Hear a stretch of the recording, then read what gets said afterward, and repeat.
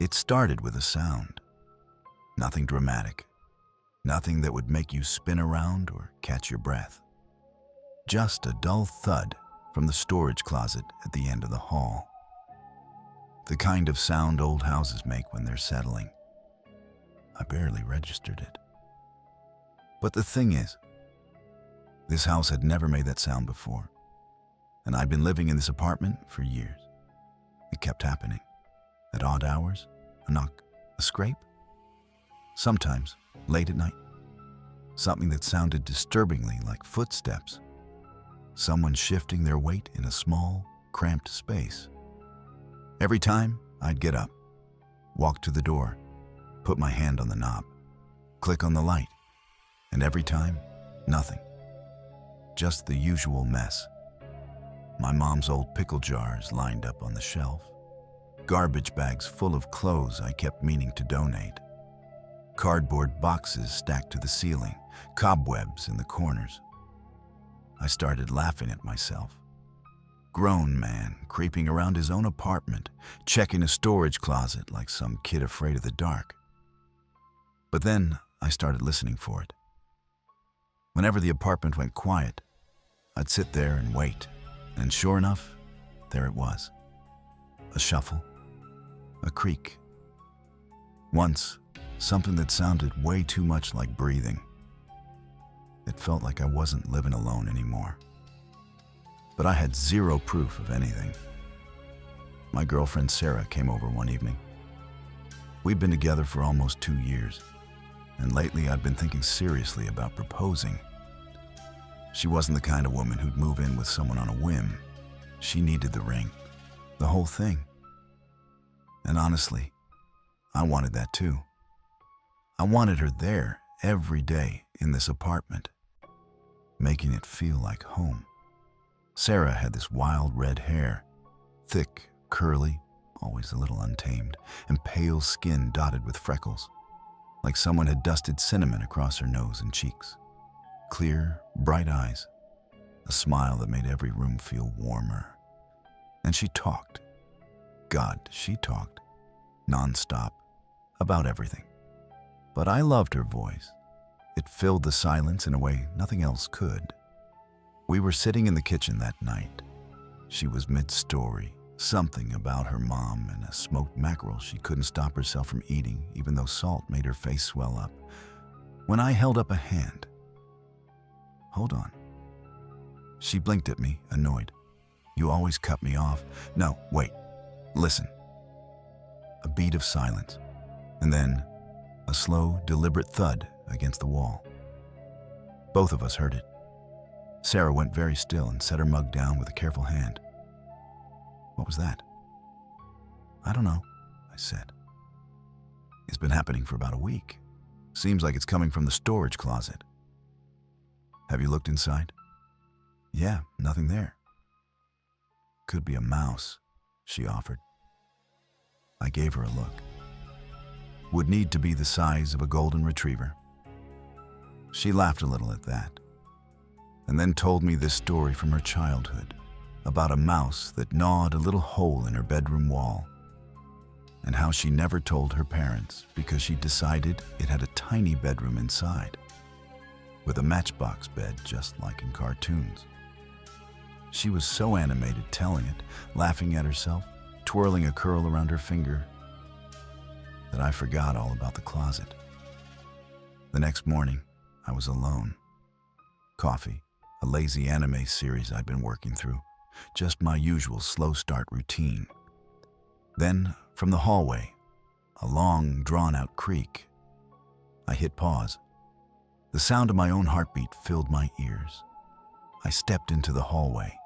The storage closet door was open, not wide, just a crack, hanging slightly ajar, which was impossible.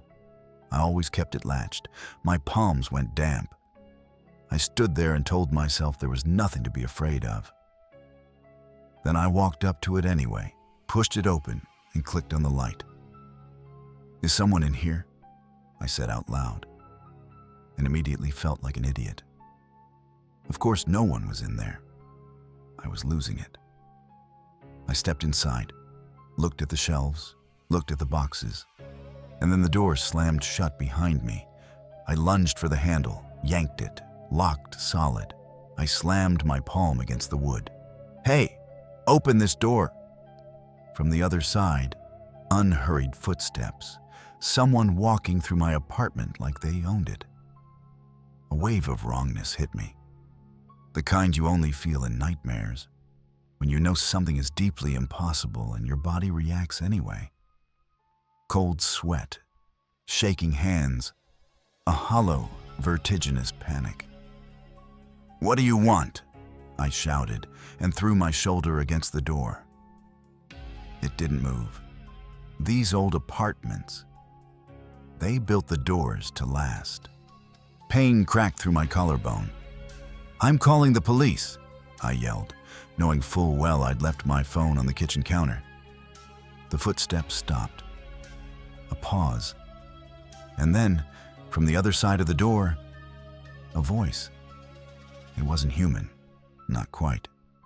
The pitch was wrong in a way I couldn't name.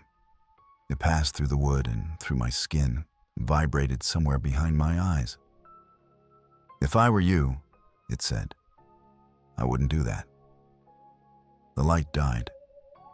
I slid down against the wall and sat on the floor in the dark. Whatever was out there, it wasn't a person. People don't have voices like that. Voices that rattle your bones. It had trapped me in my own storage closet like a mouse in a shoebox, and it seemed very comfortable doing so. I sat there for what felt like hours. Through the door, I could hear ordinary sounds. The refrigerator opening and closing, dishes clinking, the familiar theme music of the show I'd been watching. Someone was finishing the episode for me. Then the doorbell rang. Hope lit up in my chest. Footsteps crossed the hall. A pause just outside the closet. And then, low and private, that voice again. "Not a sound. You understand? If you make noise, it goes badly for everyone." I didn't move. Couldn't. The front door opened. "Hey there, sorry to bother you." A cheerful, normal voice from the hallway. "A neighbor?" And then I heard it. My voice. Coming out of something that wasn't me. Warm, neighborly, completely convincing. "No problem at all." They went back and forth about a car parked on the sidewalk. The neighbor wanted to know if it was mine. The thing using my voice said it didn't have a car. "I'm Tony, by the way. Neighbors after all," the man in the hall said. "Danny," said the thing wearing my face. "Nice to meet you." My name. It had just given itself my name. The door closed. Silence. I spent a full day in that closet. I drank the brine out of my mom's pickle jars. Eventually, out of pure desperation, I used an old bucket I found behind a stack of boxes. My hands shook, not from fear, but from something worse. Humiliation, helplessness. Through the door, the sounds of a normal life continued. Whoever, whatever, was out there had simply moved in. It cooked. It used the bathroom. It watched TV. Then that evening, the doorbell rang again. I heard the familiar click of the lock. The front door opened, and I heard its voice shift, softer, warmer, performing everything perfectly. "Sarah, hey you." And her voice, bright, real, completely unsuspecting. "Hi you. Miss me?" Everything inside me went cold. I wanted to scream, bang on the walls, tear my throat raw until she heard me. But I remembered what it had said. Noise goes badly. For everyone. I pressed my forehead against the door and listened to them move into the kitchen together. She talked, of course she talked, about the holidays, about a blue dress she'd bought, about plans she was making for us. Every us, every we, like a knife turning slowly. After a while, she paused. "You're different tonight," she said. "I'm the same as always." "No, you're not. You're actually listening. You're not fidgeting. You're not making that face when I ramble." Her voice had a careful, wondering quality to it. "I could listen to you forever," it said with my mouth. A long pause. "Forever?" She laughed softly, a little uncertain, and kept talking. But later, "Danny, are you feeling okay? You look pale, like really pale." "Bad lighting. Need to change the bulbs." "Okay." She gathered her things not long after. The front door closed. Quiet fell over the apartment. A minute passed. Footsteps approached. It spoke through the door in its real voice, the wrong one. "Still alive in there?" "What do you want from me?" I asked. "Once everyone accepts me, once no one remembers the difference, you'll simply stop being necessary." A pause. "It won't take long. Sit tight. And if I fight back, then everyone you love has a very bad night." I don't know how much time passed after that. I lost track completely. The darkness had weight. The sounds outside became meaningless. Just texture, just noise. Then voices, familiar ones, multiple. The doorbell, the lock, laughter filling the hallway, my family. I could hear my mom's voice, my dad, my little sister Claire, already telling someone to stop hogging the doorway. And Sarah's voice, bright as a bell. "Danny, Happy New Year's Eve." And it answered her, "Happy New Year's, my love." I drove my fingernails into my palm until I felt them break the skin. The apartment filled with the sounds of people I loved. Bags rustling, coats coming off, someone asking if I decorated the tree. Warmth and noise in every room, except the one where I was. I lay on the floor and listened to my own life happening without me. Then a pair of footsteps, quick, light. I knew that walk. Sarah, heading toward the kitchen. She passed right by the closet door. I couldn't stop myself. "Sarah," a gasp. "Who's there?" "It's me," I whispered. "It's Danny, the real one. Please, open the door." A long silence. "Then who's in the living room?" "I don't know what it is. Please, just open it." "I'm not opening that door." "Sarah, you felt it, didn't you? You said he seemed different. You noticed." Her breath was ragged on the other side.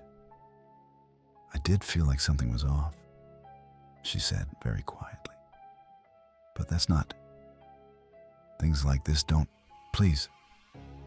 I'm begging you. There's something wrong with the person in there, and I need you to trust me right now." A long moment. I could almost feel her deciding.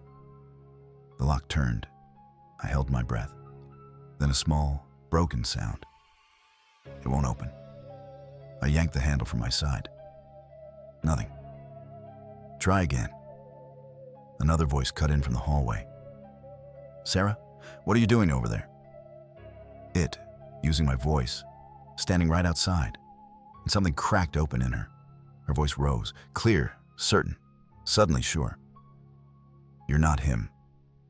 A pause. Performed confusion. "What?" "You're pale as a corpse. Your eyes are wrong. You are not Danny." Her footsteps moved fast toward the living room, and I heard her voice carry over everyone. "Listen to me. That person, look at him. He is not Danny. The real Danny is locked in the closet. Look at him." Claire. "Sarah, what are you talking about?" And then, quietly, the thing said, "She's not crazy.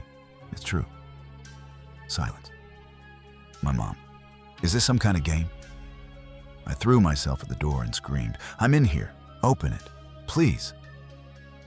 From the living room, a soft, almost apologetic voice. "I'm sorry for the inconvenience." And then metal rang against metal.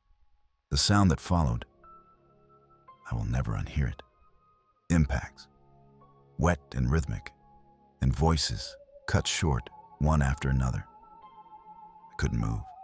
I just stood there with both hands on the handle, gripping it until my knuckles went white. silence again. Slow, calm footsteps crossed the apartment. They stopped outside the closet. The lock clicked. The door swung open. It stood in the frame, my face, but wrong. The features were already beginning to blur and slide. The nose collapsed inward. The ears stretched. The hair fell away in clumps. The skin had gone the color of old paper. And the eyes. They had drifted too far apart, too far forward. Like something that had only worn a face for a little while and was done pretending. Its smile was too wide, much too wide. It stepped aside.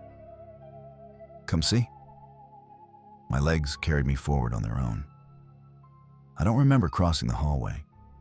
I only remember the moment I reached the living room doorway, and the world became something I don't have words for. Every wall, every surface, red. My dad slumped over the table.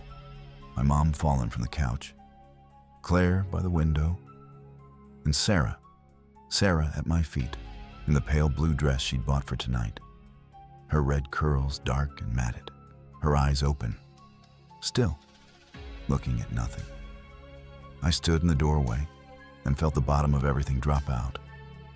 The thing moved close behind me and breathed into my ear. Satisfied? I couldn't speak. My voice came out like gravel. You killed him. No. A pause.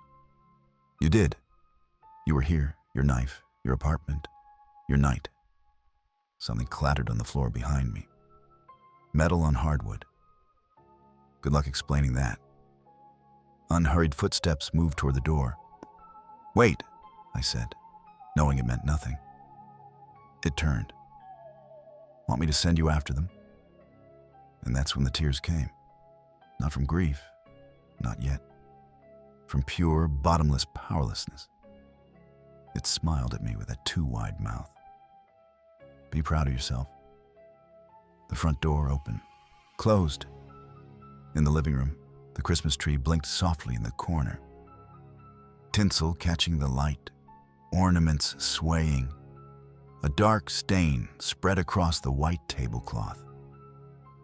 And standing there in the wreckage of everything I had ever loved, I understood with terrible clarity that I was still breathing, and wished, more than I had ever wished for anything, that I wasn't.